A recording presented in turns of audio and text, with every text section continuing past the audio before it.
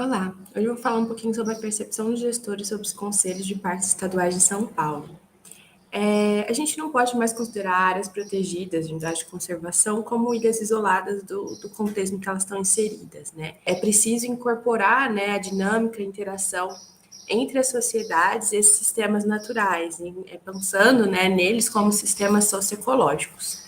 Para isso, é preciso pensar em diferentes formas, né, de incorporar essa dinâmica e essa interação entre essas partes, por meio, por exemplo, de mecanismos de participação da sociedade na gestão das áreas protegidas. Uma forma de fazer isso é por meio de um conselho gestor, que está associado, né, a um espaço de governança compartilhada, de engajamento, de gestão democrática, um espaço de expressão, de mediação de conflitos, de representação, planejamento e de compatibilização de interesses.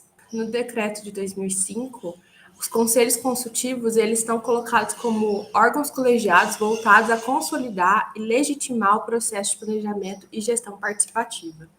Quando a gente vai analisar esses conselhos, né, é fácil acessar alguns dados quantitativos deles, né? Porcentagens de quantos conselhos existem, quantos ainda não existem. Aqui eu trago um exemplo de dados, né, da Fundação Florestal para São Paulo, em que 92% dos conselhos das UCs estavam regulares no estado, mas isso nos traz números e não necessariamente nos fala se é um local de governança efetiva, se é uma gestão democrática, se é um espaço de mediação de conflitos, como ele funciona, né? Então é preciso análises mais descritivas e qualitativas para isso.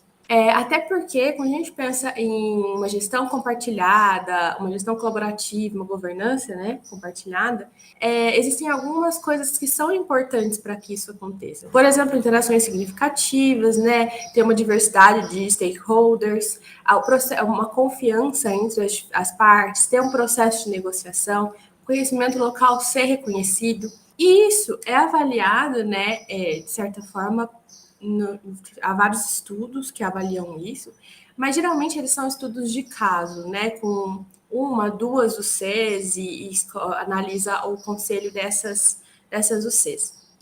Eu trouxe aqui um estudo sistemático de mais de 108 unidades de conservação federais, né, e que o autor olhou a composição desses conselhos.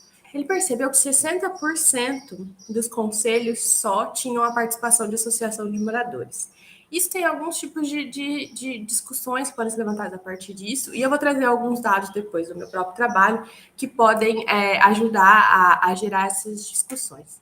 Com todo esse cenário que eu acabei de colocar para vocês, a nossa intenção é investigar a percepção dos gestores de parques estaduais de São Paulo sobre a dinâmica do Conselho Consultivo e o seu papel real no envolvimento das comunidades locais na gestão dessas áreas. E por que a percepção dos gestores? Né? Primeiro, porque os gestores presidem os conselhos consultivos. Muito da composição, da própria dinâmica desse conselho repercussão desse gestor, né? De decisões que partem desse gestor. Principalmente quando a gente está falando de conselhos consultivos.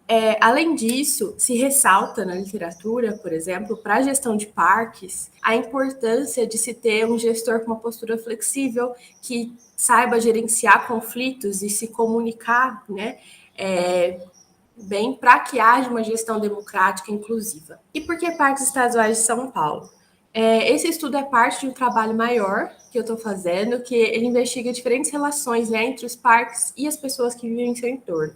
Os conselhos são uma parte que essa relação pode acontecer, né? E aí o parque é porque ele tem uma proteção integral que não permite o uso direto dos recursos, isso pode causar conflitos com a comunidade, mas também ele permite alguns usos indiretos, né? Então, a visitação, a educação ambiental, a pesquisa.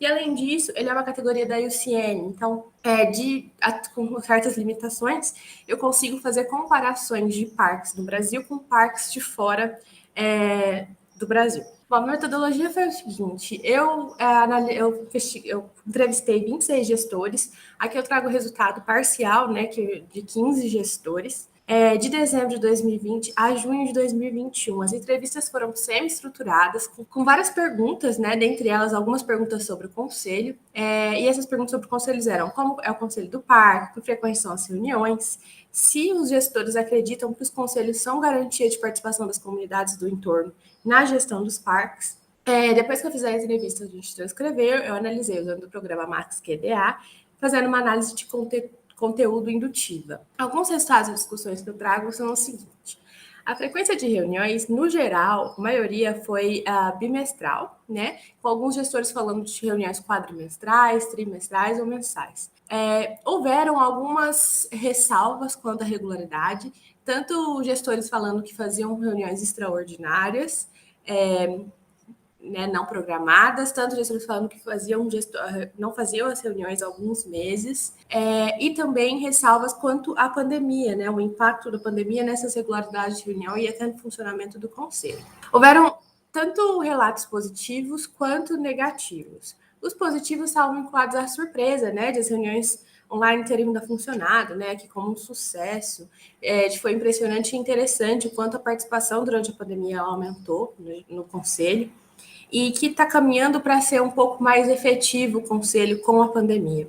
Os negativos vêm naquela questão, né, de que as pessoas às vezes não sabem como lidar com videochamadas, não tem um computador, não tem internet, fazem parte de grupos de risco. E aí, quando a gente pergunta, né, se o conselho é garantia de participação para as pessoas que estão ali no entorno, 60% dos gestores falam que conselhos não garantem essa participação, mas eles fazem questão sempre de reforçar que o conselho é muito importante, apesar disso. Dos gestores que falaram que sim, é uma garantia, 2 pontos chamam a atenção. Né? O primeiro é que eles colocam o conselho como um espaço democrático, né? Então, por isso ele garante. E o segundo, como um espaço que, de certa forma, resiste a mudanças de visões políticas.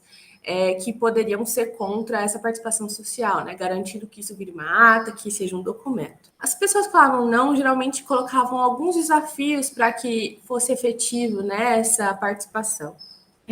Alguns colocam, por exemplo, que existe pouca participação dos próprios conselheiros e da própria comunidade ali, que o processo de formação, né, do conselho em si por vezes parece priorizar algumas entidades, aí coloca que as comunidades não são organizadas, aí não tem como chamar, ou só que mesmo quem participa mesmo são as instituições, né, se referindo a ONGs. A próxima é a personalização da representação, em que os representantes ali do conselho não estariam representando os grupos que eles se dizem representar, e sim alguns interesses próprios, né, ou não há uma consulta desses representantes com o grupo, efetivamente. E há muitos relatos da possibilidade do conselho acabar sendo um conselho de fachada, né? De ser uma reunião de condomínio. E vinculado a isso, né? Tem a isso e a questão da participação, tem até considerações sobre o próprio tipo de conselho, né? Por ser consultivo, isso geraria uma passividade desse conselho, descrédito com os participantes e transformaria o espaço em um fórum de informação. Além disso, tem algumas considerações sobre o papel do conselho em si, em articular algo, ser interlocutor com a comunidade, da própria procura da população pelos conselhos e até da qualidade da reunião, da pauta, da organização, para que seja efetivamente, para que o conselho seja algo funcional, né, efetivo. Alguns outros desafios que colocam são, por exemplo, a rotatividade de órgãos públicos e algumas outras entidades, né? E a questão de nem sempre conseguir representantes de alguns setores, né? E aí aqui cita-se o caso de não ter um representante de uma comunidade específica porque não tem uma associação de bairro. Além, né, de falar em questões sobre a própria informação, sobre o que é um conselho, qual a importância desse conselho. Aqui eu trago um pouquinho, né, de uma análise da dinâmica dos conselhos, sobre uma perspectiva, mas é preciso fazer mais para poder identificar melhor como as coisas estão acontecendo, né? Por exemplo, vendo a composição dos conselhos, procurando a percepção dos conselheiros sobre o trabalho deles, considerações do entorno. Algumas dessas coisas eu vou fazer no meu trabalho, porque eu quero montar, eu quero entender um pouco só como se dão essas relações, né, para montar um panorama geral em que eu possa propor algumas intervenções que visem aumentar os benefícios e reduzir as barreiras. E é isso, muito obrigada.